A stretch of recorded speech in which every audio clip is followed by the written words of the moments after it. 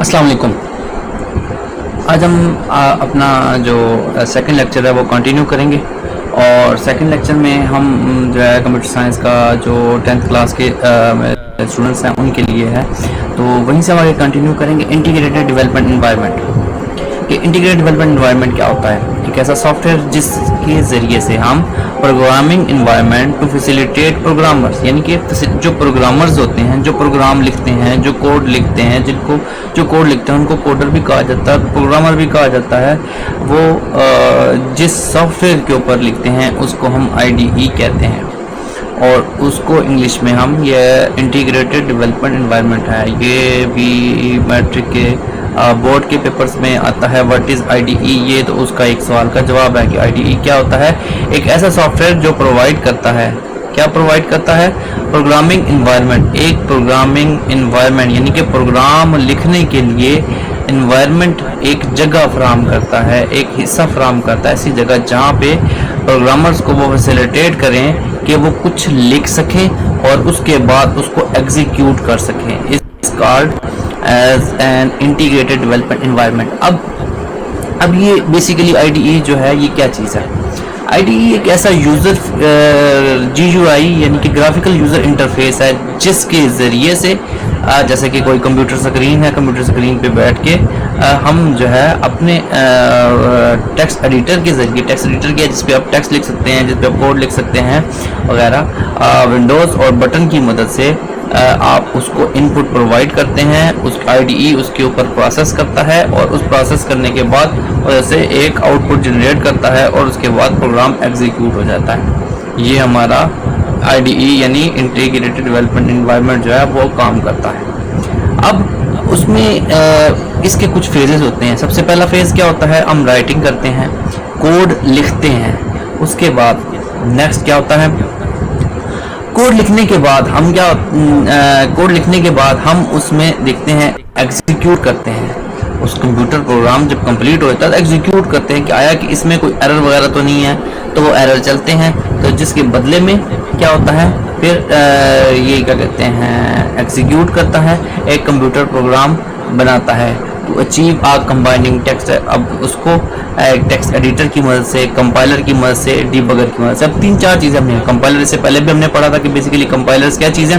Compilers basically वो हैं जो कि हर प्रोग्राम को कंपाइल करता है, टेस्ट करता है। डिबगर लाइन बाय लाइन करता है, कंपाइलर जो होता है वो पूरे प्रोग्राम को डिबग करता है, उसमें एरर ढूंढता है। उसमें 2 तरह के एरर्स होते हैं, एक होते हैं लॉजिकल एरर्स और एक होते हैं सिंटैक्स एरर।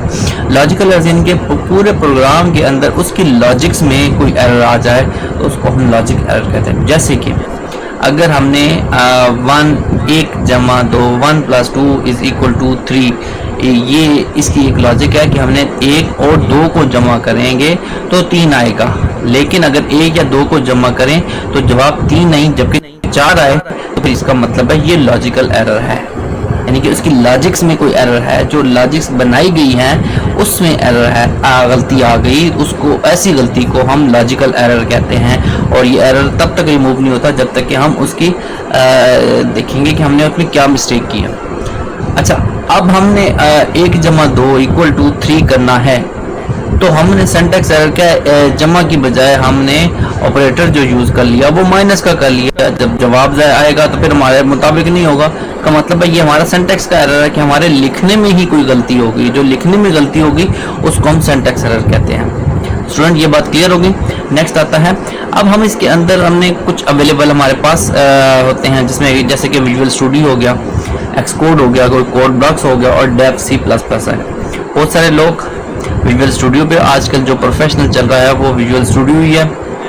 कुछ एक्सकोड पर लिखते हैं, कुछ कोड ब्लॉक्स पे लिखते हैं और कुछ आजकल जो विजुअल स्टूडियो और डेव C++, ये ध्यान जितने भी होते हैं उसमें डेव C पर ही कराते हैं। ये बेसिकली अब हमारा ब्लॉक IDE का एक छोटा सा इन्वायरमेंट है जिसके अंदर ये सेट ऑफ ब्लॉक्स यानी कोड्स लिखे हुए हैं। ठीक है, नेक्स्ट आ जाता है text editor. Text editor basically क्या चीज़ है? टेक्स्ट एडिटर एक ऐसा प्रोग्राम होता है, एक ऐसा सॉफ्टवेयर होता है जिसके ज़रिए से हम कोड को लिखते हैं और एडिट कर सकते हैं और तमाम IDE उसको फिर आगे से सपोर्ट करता है। ये मेन स्क्रीन है उसकी। अब ये देख लीजिए, ये भी मेन स्क्रीन है, वाइड मेन प्रिंट F और क्या कहते हैं हेलो वर्ल्ड जो है वो बता रहा है। اس کے بعد کیا ہوتا ہے اس میں ایک چھوٹی سی چیز، جو جب ہم بھی کوئی بھی پروگرام لکھتے ہیں ٹیکسٹ ایڈیٹر میں، تو بیسیکلی اب یہاں پہ ایک چھوٹا سا ایک ٹیکسٹ ایڈیٹر ہے. فار ایگزامپل اس کی ایگزامپل دی ہوئی ہے اوپر والی جو تصویر ہے اس میں بھی اور نیچے والی تصویر میں بھی. بیسیکلی ایک اسمال سا ایک پروگرام ہے سی لینگویج کا، جس کو ٹیکسٹ ایڈیٹر نے لکھا ہے کوڈ بلاکس میں. جب بھی کوئی ایگزیکیوٹ کرتا ہے پروگرام ڈسپلے، جیسے کہ ہیلو ورلڈ ہے، کمپیوٹر اسکرین پہ کوئی ہیلو ورلڈ پرنٹ کرانا ہے تو وہ اس کو بھی ایسے ہی وہ کرتا ہے. ہیلو ورلڈ ڈاٹ سی ہے، ہم اس کو کلک کرتے ہیں، اس پر بٹن کرتے ہیں اور اس کو اوپر چلاتے ہیں تو وہ کے اوپر کمپیوٹر اسکرین کے اوپر ہیلو ورلڈ پرنٹ کر دیتا ہے. اس کے بعد نیکسٹ ہم پڑھتے ہیں کمپائلر. کمپائلر جیسے کہ ہم نے پہلے پڑھ لیا ہے کہ کمپائلر کیا ہے، پورے پروگرام کو جو ہے وہ چلاتا ہے، دیکھتا ہے، رن کرتا ہے، ڈیبگ کرتا ہے اور اس کے بعد پھر کمپائلیشن کرتا ہے. اور اپنا یہ جو پروگرام ہے کمپائلیشن سے پہلے وہ اپنا پروگرام اپنی مشین جو لینگویج ہے، جیسے کہ ہمیں پہلے پتہ ہے کہ مشین لینگویج جو صرف 0 اور 1 کی فارم میں کی بات کو سمجھتی ہے، اس کے علاوہ کوئی بات نہیں سمجھتی، اس کو بھیجتا ہے، اس پہ پروسیس کرتا ہے اور اس کے بعد کمپیوٹر بائنری فائل بھیجتا ہے اور اس کے بعد وہ واپس کیا کہتے ہیں اس کے اوپر پروسیس کر کے واپس آ جاتا ہے ایک بائنری فائل میں. اور پھر اس کو وہ کمپائل اس کے اندر ایک ایسا ٹرانسلیٹ پروگرام ہوتا ہے جس کو ہم ٹرانسلیٹر کہتے ہیں، جو ٹرانسلیٹ کر کے اس کو ہیومن لینگویج میں ہمیں اس آؤٹ پٹ کی شکل میں ہمیں دکھا دیتا ہے. اس کو ہم کہتے ہیں پروگرامنگ ایگزیکیوشن. اب پروگرامنگ بیسکس، اب سینٹیکس کے بارے میں ہم نے پہلے پڑھ لیا تھا کہ بیسیکلی سینٹیکس ہوتا کیا ہے. ہر پروگرامنگ لینگویج کی ایک پریمیٹیو بلڈنگ بلاکس ہوتی ہے اور پرووائڈ کرتے ہیں کچھ رولز تاکہ پروگرام ایکوریٹ چل سکے. دس set of role is known as syntax of the language. Syntax could be thought as a grammar of a programming language. While programming, if proper syntax of rules of programming language are not followed, the program does not compile. یعنی کہ اگر ہم syntax کو جو ہمارے programming کے بتائے ہوئے رولز ہیں، قاعدے ہیں، قوانین ہیں، اس کے مطابق نہیں لکھیں گے تو جو ہے وہ اس کو سینٹیکس ایرر آ جائے گا اور پھر اس طرح ہمارا پروگرام کمپائل نہیں ہو سکتا. اس صورتحال میں کمپائلر جو ہے وہ ایرر جنریٹ کرتا ہے اور اس قسم کے ایرر کو سینٹیکس ایرر کہتے ہیں. یہ ہم پہلے بھی صبح نے پڑھے. اب اس میں نیکسٹ ٹاپک ہمارا آگے آتا ہے ریزرو ورڈ. ریزرو ورڈ وہ ایسے الفاظ ہیں جو کوئی بھی پروگرامر یا کوئی بھی لینگویج بنانے والا، زبان بنانے والا پہلے سے ہی پری ڈیفائن کر دیتا ہے. یعنی کہ پری ڈیفائن کر دیتا ہے اور اس کا وہی مطلب ہوتا ہے جو اس نے سیٹ کیا ہوا ہوتا ہے. جیسے کہ ہماری بہت ساری زبانیں ہیں، جیسے انگلش ہے، اردو ہے، عربک ہے، ان کے ایک پری ڈیفائن لفظ ہیں جس کا مطلب ہے جو ہے وہی ہوتا ہے جیسے کہ سمجھنا. تو انڈرسٹینڈ کرنا، انڈرسٹینڈ کے لیے ہم انڈرسٹینڈ ہی لگیں گے اور سمجھنے کے لیے ہم سمجھنا ہی کنسیڈر کریں گے. تو اس طرح پروگرامنگ لینگویج کے اندر بھی اس کے کچھ ریزرو ورڈ ہوتے ہیں جو کہ اس کے پروگرامنگ میں لینگویج کے اندر پروگرام کوڈ لکھتے ہوئے استعمال ہوتے ہیں. یہ کچھ پروگرامنگ لینگویج کے جو تھا ورڈز، ریزرو ورڈز ہیں. نیکسٹ ہے اسٹرکچر. کسی بھی جو ہے سب سے پہلے کوئی بھی پروگرام ہے، جیسے کہ ہم سی لینگویج کے اندر پروگرام لکھتے ہیں تو اس پروگرام کے اندر سب سے پہلا جو سیکشن ہوتا ہے اس کو ہم کہتے ہیں لنک سیکشن یا ہیڈر سیکشن، جو سٹارٹ ہوتا ہے ہیش سائن سے. آپ نے دیکھا ہوگا کہ ٹویٹر پہ یا فیس بک پہ یا یوٹیوب پہ جب بھی ہم نے کسی خاص کی طرف اشارہ کرنا ہے تو ہیش سائن لکھتے ہیں. وہ ہیش سائن کے بعد وہ خود بخود جنریٹ کر دیتا ہے کہ جی آپ نے کس کو کہا، مطلب اس کے ساتھ جس کو لنک کیا جا سکتا ہے وہ سارے شو کر دیتا ہے. تو اس میں اپنی مرضی سے ہم سلیکٹ کر لیتے ہیں. تو اس لیے ہیش سائن کے پیچھے ہیڈر فائل کی ڈیفائن کر دی گئی ہیں کہ وہ کیا ہے. اس میں آگے مزید ہم پڑھتے ہیں کہ وہ کیا ہے. سب سے پہلا ہیڈر فائلز کے اندر ہم سب سے پہلے انکلوڈز کرتے ہیں. انکلوڈز کا مطلب ہے کہ جو بھی ہیڈر فائل نیم ہے، یعنی کہ جو بھی فائل ہوگی ہم اس کو جس بھی نام سے لکھیں گے اس کو ہم کہیں گے انکلوڈز فائل، تو وہ ہیڈر فائل نیم آ جائے گا. اس کے بعد نیکسٹ آتا ہے اس کا مین سیکشن، جیسے کہ انکلوڈز فائل نیم، جیسے کہ math.h. math.h جیسے کہ نام سے ظاہر ہے میتھ کی یہ فائل ہے. اس میں میتھ کے سارے رولز، اس کے کلیے، اس کی ساری چیزیں اس کے اندر آ جاتی ہیں، جتنے بھی فنکشنز ہیں وہ سارے آ جاتے ہیں. اس کے بعد نیکسٹ آتا ہے مین سیکشن.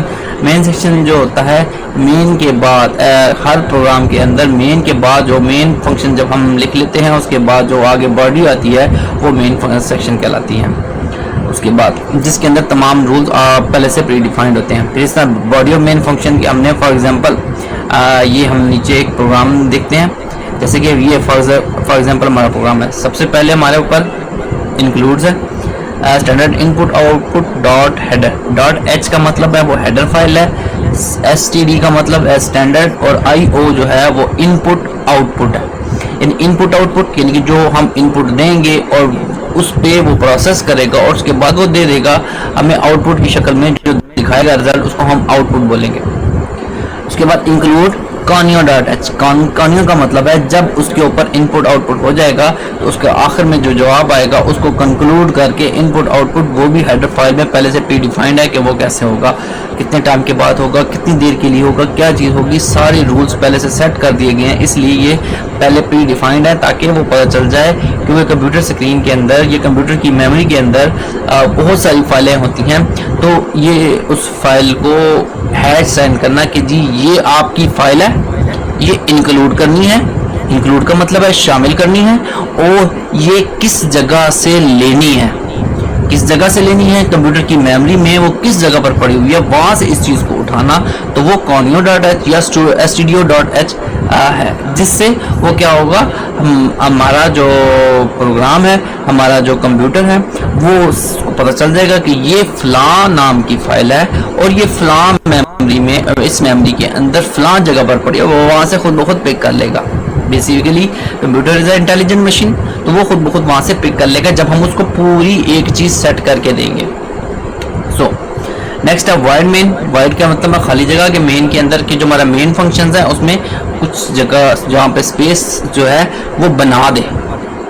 کمپیوٹر کے اندر ہمیں پروگرام لکھ رہے ہیں تو ہم پروگرام میں ہماری جو جگہ ہے وہ دے دے, یعنی کہ جیسے کہ ہم دیکھتے ہیں آپ نے کہیں پر پلاٹس وغیرہ لینے ہوتے ہیں تو جو خالی جگہ ہوتی ہیں آپ وہیں پر جا کر اپنا پلاٹ لیتے ہیں, اس کے اپنے نام وغیرہ کراتے ہیں سارا کچھ. تو جہاں پر خالی جگہ ہوتی ہے وہ خود بتایا تھا کہ یہ فلاں جگہ پر خالی جگہ ہے. تو اس طرح یہاں پر وائڈ مین کے کمپیوٹر کی میموری کے اندر ہمارے خالی جگہ کر دے. اس کے بعد نیکسٹ اور اس کے بعد اگلی باڈی ہے ہمارا مین فنکشنز, ہمارا باڈی اسٹرکچر.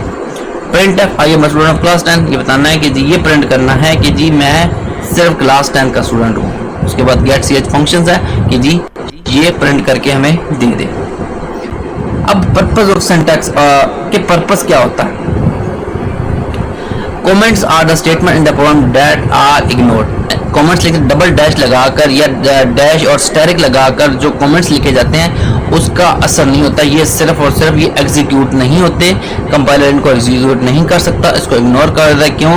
یہ ہمیشہ نیچرل لینگویج میں ہوتے ہیں, انگلش لینگویج میں ہوتے ہیں, جو کہ اس کوڈ کی ڈسکرپشن کو ظاہر کرتا ہے کہ بیسیکلی وہ کوڈ کہہ کیا رہا ہے, اس لیے وہ کومنٹس لکھے جاتے ہیں.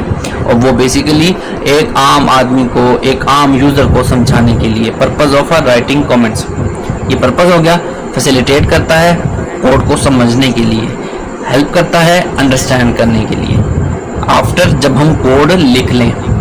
Syntax of writing comments, comments کو کیسے لکھا جاتا ہے ان سی پروگرامنگ لینگویج میں. There are two types of comments, ایک ہوتا ہے سنگل لائن کومنٹس, ایک ہوتا ہے ملٹی لائن کومنٹس.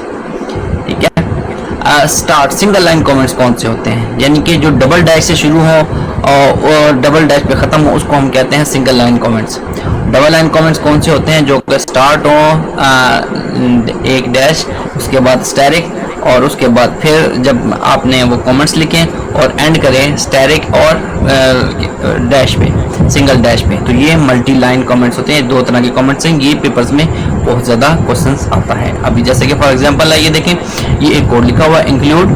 اب اس میں ملٹی لائن ہے, یہ ملٹی لائن ہے, ایک سے زیادہ لائن ہے. جب سنگل لائن ہوتی تو ایک ہی لائن میں آ جاتا, یعنی کہ single line comments, multi line comments میں dash asterisk this programme displays inverted commas I am a student of class 10 on the out put screen, کہ یہ چیز وہ آؤٹ پٹ کی اسکرین کے اوپر پریزنٹ کرے, شو کرے, پرنٹ کرے. وائڈ مین, پھر اب single line body of main function starts from here, کہ یہاں سے باڈی شروع ہو رہی ہے.